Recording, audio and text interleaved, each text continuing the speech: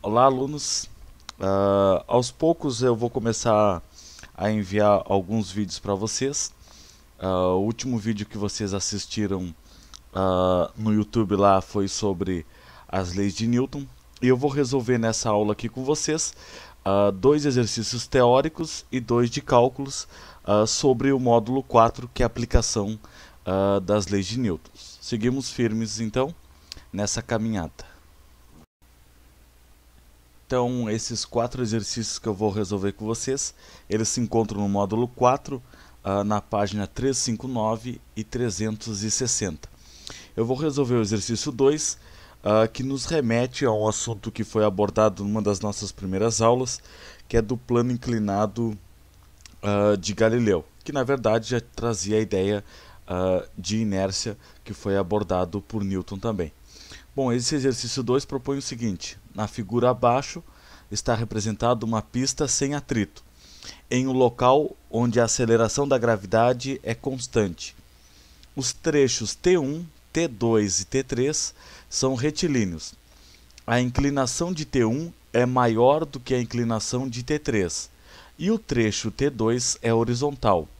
Um corpo é abandonado do repouso a partir da posição A.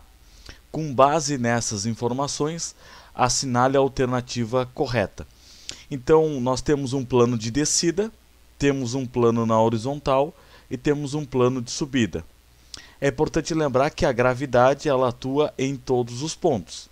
Mas tu sabe muito bem que na descida a velocidade daquela esfera aumenta, na horizontal permanece inalterada e na subida ela vai diminuir. Então, na verdade, no plano de descida tu tem um MRUV, na horizontal tu tem um MRU e na subida também tu tem um MRUV. Na descida a velocidade aumenta e na subida a velocidade diminui.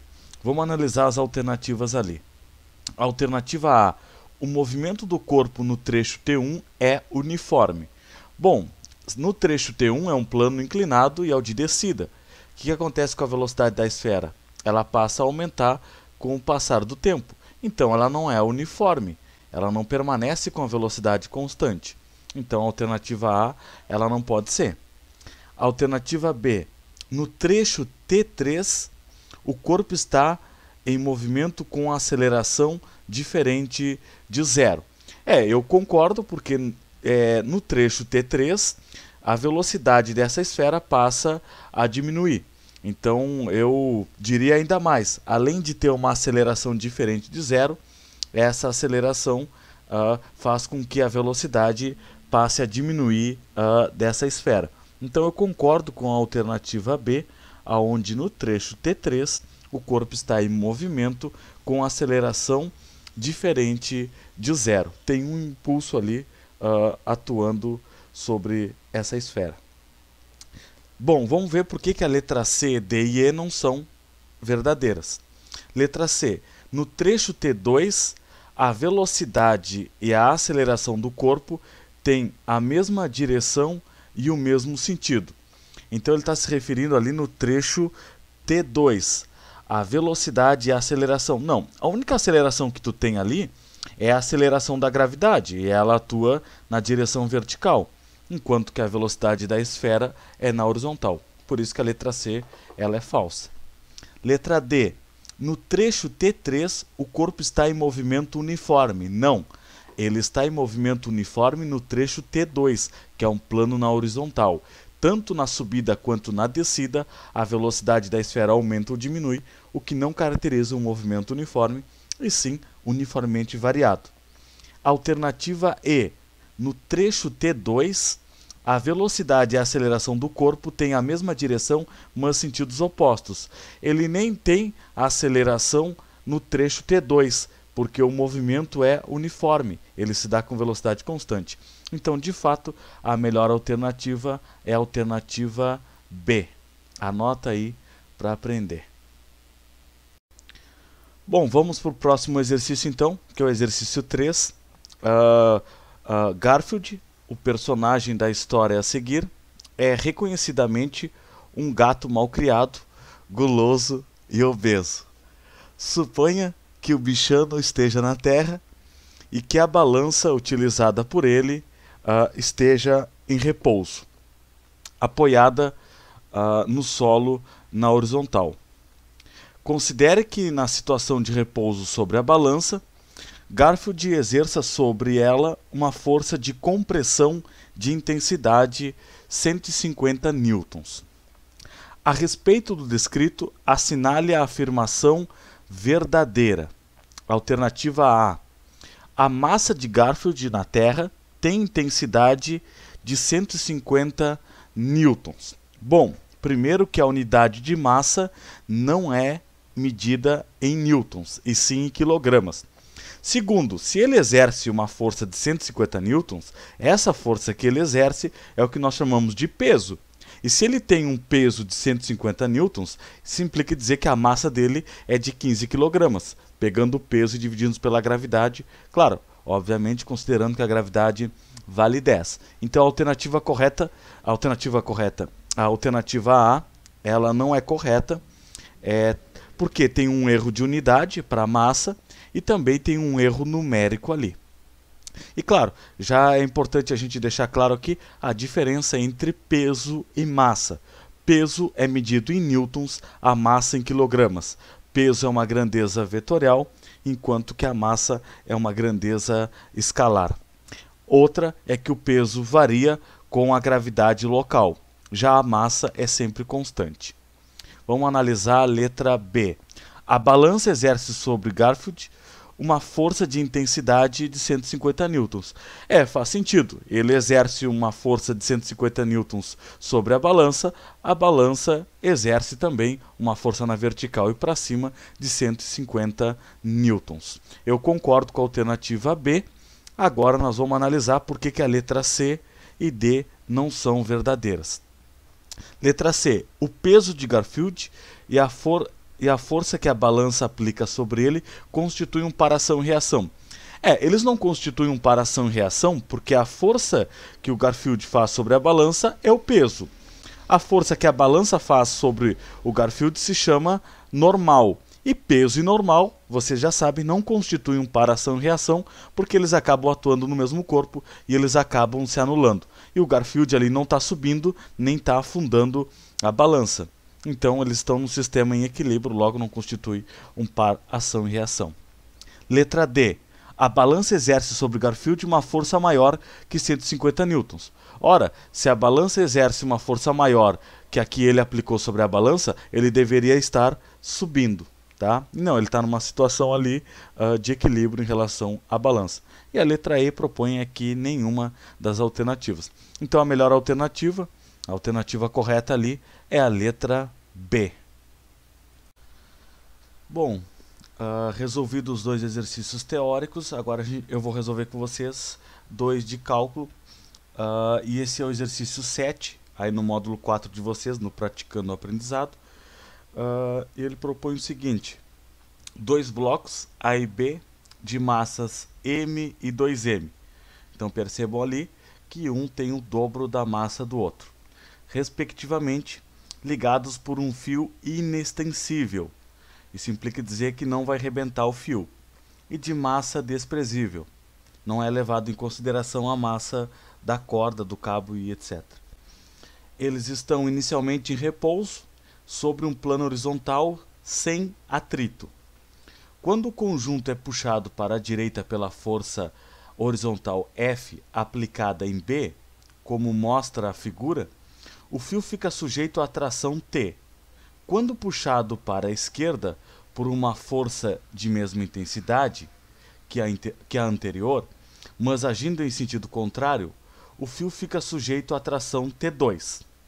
Nessas condições, pode-se afirmar que a tensão T2 é igual a... E aí te dá 5 alternativas ali. Então, é um sistema de blocos conectados por um cabo. Então, vai ter uma força-tensão T ali. O que a gente precisa fazer? Primeiro, entender que tu tem um bloquinho de massa M e outro de massa 2M. Então, agora é importante ressaltar que esse conjunto, como eles estão conectados por uma corda que é inextensível, ela não vai arrebentar. E um bloquinho também não vai encostar no outro. Então eles vão se mover juntos. E se eles se movem juntos, eles se movem com a mesma aceleração. E se eles se movem com a mesma aceleração, isso implica dizer que tu não pode olhar o bloco M ou o bloco 2M isolados, e sim como um corpo total, de massa M mais 2M. Então o que eu fiz na primeira parte ali? Apliquei a segunda lei de Newton, onde a força resultante é igual a massa vezes a aceleração. Só que no lugar da massa, essa massa é a do sistema total. Como um bloquinho tem massa M e o outro tem massa 2M, o que eu fiz? Eu coloquei no lugar do M, da equação, coloquei M mais 2M. E aí eu isolei a aceleração. Então, M mais 2M dá 3M. Então, a aceleração desse conjunto é dado pela força F divididos por 3M, que está no alto à direita ali de vocês. Então, olha qual é o próximo passo. Tu analisar, sendo a tensão T a resultante sobre o bloco A na primeira situação, então tu tem que a tensão 1 é igual a massa vezes a aceleração. O que eu fiz aí? Eu apliquei a segunda lei de Newton, onde a força resultante é aquela responsável por acelerar o sistema. Quem é responsável na primeira situação por acelerar esse sistema? A tração 1 ou tensão 1. Isso é igual a massa vezes a aceleração.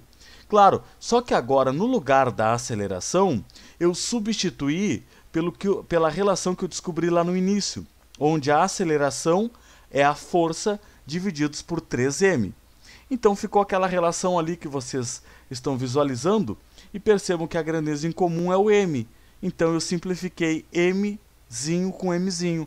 A relação da tensão 1 é a força divididos por 3. Agora eu preciso analisar qual é o valor da tensão T2. Então eu apliquei novamente a segunda lei de Newton. Só que tem um detalhe. Na primeira situação, na tensão 1, ele acaba puxando o bloquinho de massa M. Na situação 2, a tensão T2 acaba puxando a massinha 2M. Então percebam a diferença que eu apliquei a segunda lei de Newton nos dois casos, mas no lugar da massa na primeira situação ficou só mzinho. Na segunda situação ficou 2m vezes a aceleração. E aquela mesma ideia, eu simplifiquei mzinho com mzinho, sobrou só o 2 e o F divididos por 3. Então, na verdade, nós chegamos a uma conclusão que a tensão 1 é igual a 2 vezes a força F divididos por 3. Ou também tu pode entender que a tensão 2 é 2 vezes a tensão 1. E para mim faz todo o sentido. Se o bloquinho B, a massa é 2m, logo a tensão tem que ser o dobro também para poder puxar esse bloquinho de 2m. Outra informação importante, a tensão, quando tu vai calcular a tensão, não interessa a massa de quem puxa, e sim a massa de quem é puxado.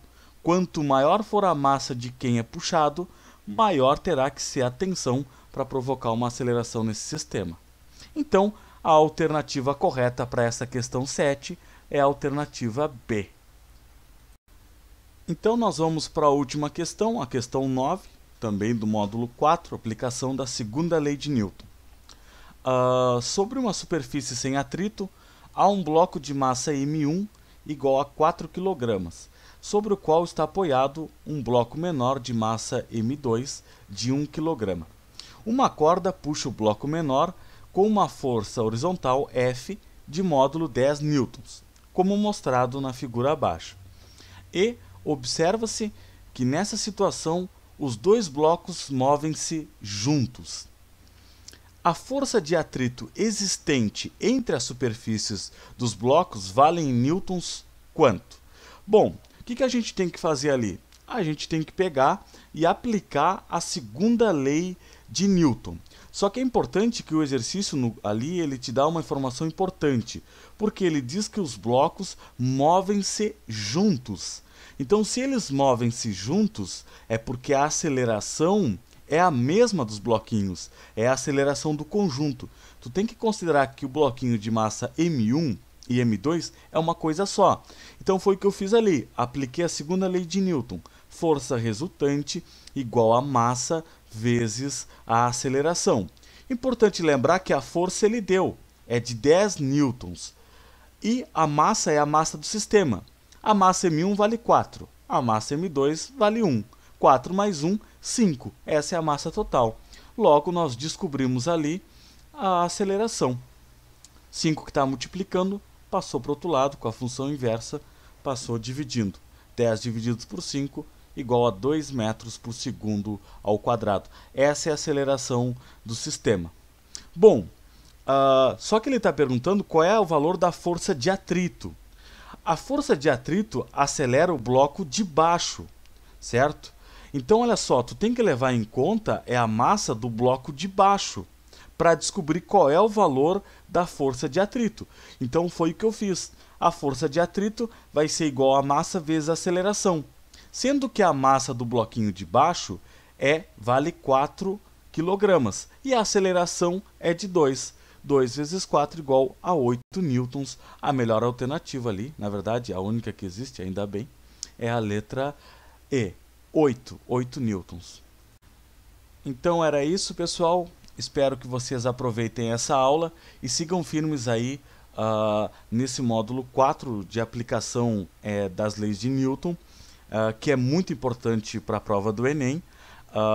Nós resolvemos aí 4 exercícios da parte praticando o aprendizado e logo teremos mais vídeos aí sobre a parte desenvolvendo habilidades e aprofundando o conhecimento, tá? Um beijo no coração de cada um e até a próxima.